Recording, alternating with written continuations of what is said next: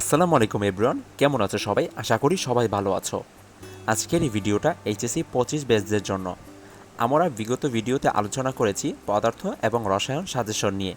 তারই ধারাবাহিকতায় আজকে আলোচনা করব জীববিজ্ঞান প্রথম পত্র সাজেশন নিয়ে। আমাদের সবারই জানা আছে এইচএসসি 25কে শর্ট সিলেবাসে অন্তর্ভুক্ত করা হয়েছে। তারই রীতিতে জীববিজ্ঞান প্রথম পত্র শর্ট সিলেবাসে। তো জীববিজ্ঞান প্রথম পত্রে শর্ট সিলেবাসে যে অধ্যায়গুলো রয়েছে সেগুলো আমরা একটু দেখে নিই। অধ্যায়গুলো হলো কোষ ও কোষের গঠন, কোষ বিভাজন, অণুজীব, নগ্নবীজি ও আবৃতবীজি উদ্ভিদ, টিস্যুতন্ত্র, উদ্ভিদ শারীরতত্ত্ব, উদ্ভিদ প্রযুক্তি। এই অধ্যায়গুলো জীববিজ্ঞান প্রথম পত্র শর্ট সিলেবাসের অন্তর্ভুক্ত। সেই অনুযায়ী আমরা দেখেছি অধ্যায় আছে 60টা, পরীক্ষায় সিকিউ আসবে 8টা, আমাদের আনসার করতে হবে 5টা। তার মানে যে কোনো একটা অধ্যায় থেকে একের অধিক সৃজনশীল আসতে পারে। কোন অধ্যায় থেকে আসতে পারে সেটা নিয়েও আলোচনা করব। আমরা তার আগে আলোচনা করি ইম্পর্টেন্ট অধ্যায়গুলোকে নিয়ে। আমরা ইতিমধ্যে জীববিজ্ঞান প্রথম পত্রে সিলেবাসটা দেখেছি। এখানে 7টা অধ্যায় রয়েছে। আগেও বলা হয়েছে যে প্রত্যেকটা অধ্যায় থেকে একটা করে প্রশ্ন আসলেও 7টা করে প্রশ্ন হয়। তো তার মানে পরীক্ষা আসবে 8টা করে। তো যে কোনো একটা থেকে 2টা করে সৃজনশীল আসতে পারে।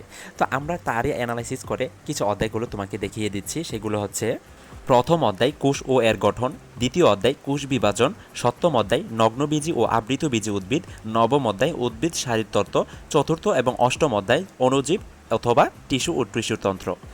এখানে আমরা 5 থেকে 6টা অধ্যায় দিয়েছি। এখন তুমি প্রশ্ন করতে পারো যে ভাইয়া জীব প্রযুক্তি বাদে আপনি তো সবগুলো অধ্যায়ই দিয়ে দিলেন। হ্যাঁ, তুমি যেহেতু এই প্রশ্নটা করেছো তাহলে আমি তোমাকে বলবো যে পাশে যে অধ্যায়গুলো রয়েছে অণুজীব এবং টিস্যু ও টিস্যুতন্ত্র, তুমি এই 2টা অধ্যায়কে স্কিপ করে ফেলো। উপরে যে 4টা অধ্যায় রয়েছে অ্যাটলিস্ট এই 4টা অধ্যায় পড়লে তুমি 4 থেকে 6টা সৃজনশীল কমন পেতে পারো। এটা আমরা বিগত বছরের প্রশ্ন অ্যানালাইসিস করে বলতে পেরেছি। যদি অঘটন কিছু না ঘটে তাহলে আমরা বলে নেব যে এই উপরের 4টা অধ্যায় থেকেই তুমি অনায়াসে 5টা সৃজনশীল কমন পাবা। এখন এটা একটু রিস্ক হয়ে যায়, তাই আমি বলবো যদি তুমি সেফ জোনে থাকতে চাও তাহলে অণুজীব, টিস্যুতন্ত্র অথবা জীব প্রযুক্তি যে কোনো একটা অধ্যায় তুমি একটু পরে নিতে পারো, যাতে তোমার হাতে একাধিক অপশন থাকে। তো এই ছিল ইম্পর্টেন্ট অধ্যায়গুলো। এখন তুমি বলবা যে ভাইয়া আপনি যে বলেছিলেন যে কোনো অধ্যায়গুলো থেকে 2টা করে সৃজনশীল আসতে পারে, সেইগুলো কোনগুলো? তো চলো সেই অধ্যায়গুলো একটু দেখিয়ে দিই। 2টা করে সৃজনশীল আসতে পারে এমন কিছু অধ্যায় যদি তুমি বলতে বলো তাহলে আমরা বলবো কোষ ও এর গঠন এবং উদ্ভিদ এই শারীরতত্ত্ব। এই 2টা অধ্যায় থেকে বিগত বছরে একাধিক প্রশ্ন আসতে দেখা গেছে। তারপরেও অন্য অধ্যায়গুলো থেকে আসতে পারে, তাই তুমি অন্য অধ্যায়গুলো একটু ভালো করে দেখে নিও। তো এই ছিল সিকিউ নিয়ে আলোচনা। আমরা এখন একটু আলোচনা করব এমসিকিউ নিয়ে। আমরা সবাই জানি আমাদের এমসিকিউ আসে হচ্ছে গিয়ে 25টা, এবং আমাদের যেহেতু অধ্যায় রয়েছে 7টা, তাহলে আমরা সবাই বলতে পারবো যে প্রত্যেকটা অধ্যায় থেকেই কম বেশ এমসিকিউ আসবে। তাই আলাদা করে এমসিকিউর জন্য ইম্পর্টেন্ট টপিক বেছে দেওয়ার কিছু নেই। তোমরা যারা সৃজনশীলের জন্য আলাদা করে যে অধ্যায়গুলো পড়বে সেই অধ্যায়গুলো এমসিকিউর জন্য ভালোভাবে পড়ে ফেলতে হবে, এবং তোমার অ্যানালাইসিস করে 4-5টা অধ্যায়ের বাইরে শর্ট সিলেবাসে যে অধ্যায়গুলো রয়েছে সেগুলো এমসিকিউর জন্য একটু পড়ে ফেলতে হবে। মানে মোট কথা এমসিকিউর জন্য প্রত্যেকটা টপিক তোমাকে ভালোভাবে ধারণা রাখতে হবে প্রত্যেকটা অধ্যায়ের। আশা করি বুঝতে পেরেছ।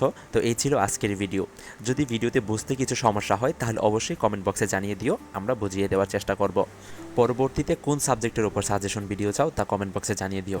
দেখা হচ্ছে পরবর্তী ভিডিওতে। ভালো থাকবে সবাই। আল্লাহ হাফেজ।